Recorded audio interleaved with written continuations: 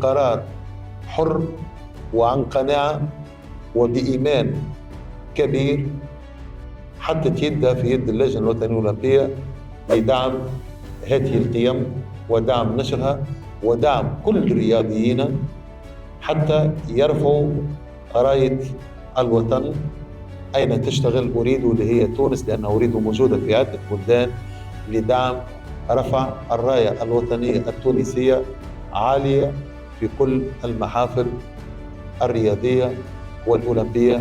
فشكرا لأريد، شكرا لمسؤوليها الأول، لكل مسؤوليها.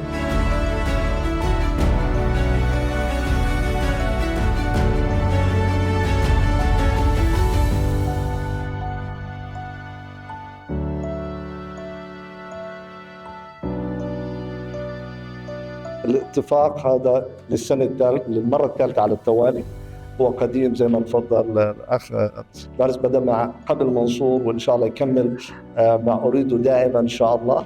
التوقيت مهم جدا. بعرف إنه اللجنة الأولمبية بتجهز لأولمبياد 2028 وعندها التزامات مسبقة للألعاب المتوسطية، وإحنا إيمانا إنه الدعم لا يأتي في آخر لحظة، يأتي مسبقا بمساعدة اللجنة الأولمبية وجميع الاتحادات الرياضية بالقيام في مهامها في التحضير للفعاليات الكبرى.